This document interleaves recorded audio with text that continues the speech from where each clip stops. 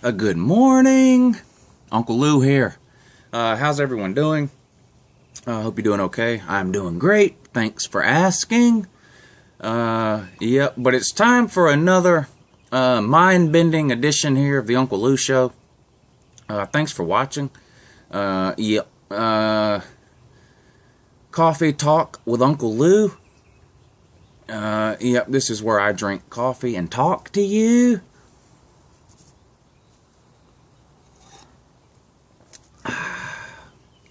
Now, I just drink regular coffee, Folgers. That's it. That's good enough for me. I buy the big gallon or whatever it is of Folgers coffee. I make me a pot in the morning.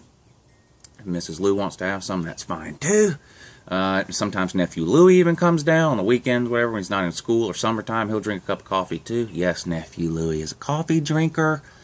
Yeah, and I don't put any of that fancy creamer crap, all that flavored, none of that. No, I don't need no fancy coffee. I'm not nearly enough of a douche to grind my own coffee beans. Don't have time. I'm way too busy and much too important to waste time grinding coffee beans in the morning when I can just make a pot of Folgers coffee. Now, Mrs. Lou, on the other hand, different story.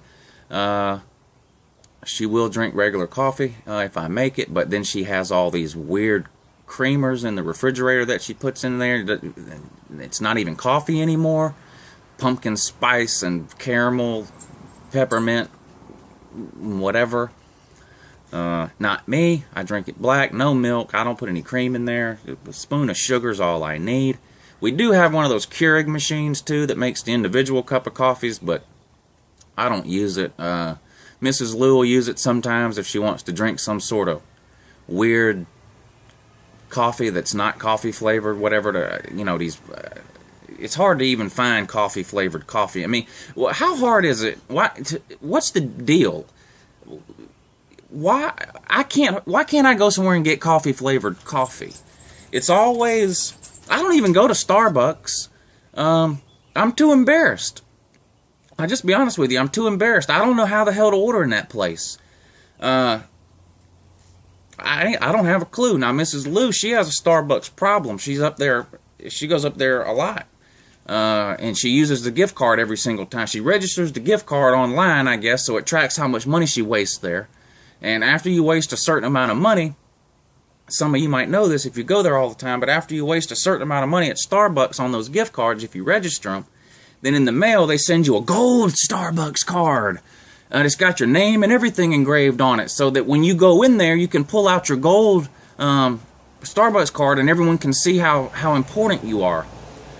And she's got one of those, and but she gets a free drink on her birthday though, so it's worth the $200 or $300, $400, $500, however much it is she spends in a year up there, because she gets a free drink on her birthday, which is great.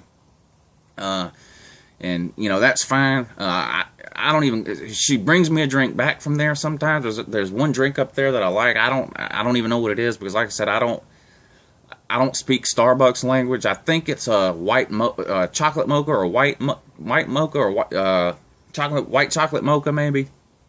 And it's okay. I drink that. I don't even know what it is though. It might not even be coffee. I don't know. I don't know if it's coffee, if it's espresso, if it's a latte. I don't know. You can't get coffee-flavored coffee there, and I don't go in there because I don't speak the language, and you know what I'm talking about, and I don't get it. I mean, does calling it by the Italian name doesn't make it any better or worse than calling it by the American name? I mean, Starbucks could probably there's probably a lot of people like me that won't go in there because they don't know how the hell to order. You really have to know another language. So, I finally decide, okay, I'm going to go in this Starbucks and I'm just going to order a straight-up coffee. That can't be too hard. I go in there, I'll just order a coffee. They won't, that'll be it. There will be no hoops. They'll give me a coffee. They'll have a little stand or something in there, I'm sure, that has sugar packs or something. I can put me a sugar in it. Good to go.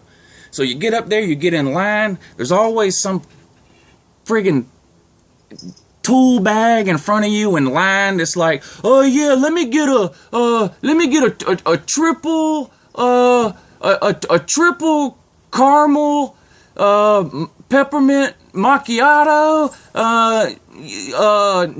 non-fat, no whip, espresso, double shot.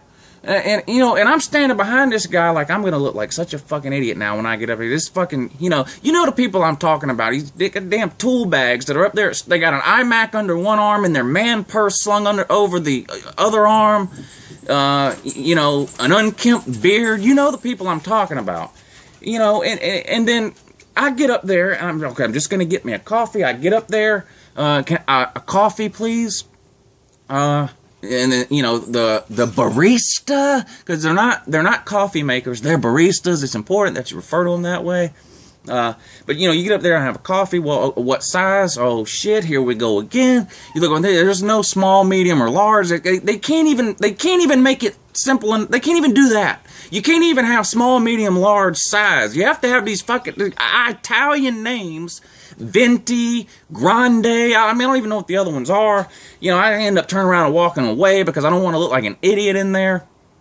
But, God bless those people. Maybe it's good coffee. I don't know. I'm sure it is. To me, it's not important enough to take that much time out of my day to try to figure out how to speak a different damn language just to order a coffee. I don't get it. But anyway, yeah. Sorry, I got all worked up there. I didn't even mean to do that.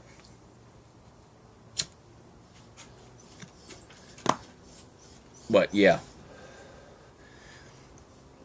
So, Lou Jr. started baseball a while ago. I guess practice started back in March sometime. But anyways, game started 2 or 3 weeks ago. He hasn't had not one game. Every game he's had has got rained out. I'm not exaggerating. He's yet to play one game. We're 2 or 3 weeks into the season. Every single game he's had has been rained out. His next game is supposed to be tomorrow at 11 in the morning, I think it is. Check the weather. 100% chance of rain tomorrow, starting at like 6 or 7 in the morning. So that game's going to be another washout. Y'all, most of y'all probably played sports growing up. You remember what it's like, but, these kids get excited about these games. They get putting their uniform on and, all this stuff. They get so excited. And twice we've been on the way to the game when we get the call that, nope, no game, rained out. The field where he plays is about 30 minutes away from the house here, so sometimes it'll be not raining here, but raining over there. And that's happened twice. We get in the car, get halfway there, you get the message it's rained out. I'm running out of ways to apologize to him. I told him I don't control the weather. I wish I did, but I'm not Bill Gates. And I'm not the U.S. government. I don't have access to the HAARP machine in Alaska. I wish I did.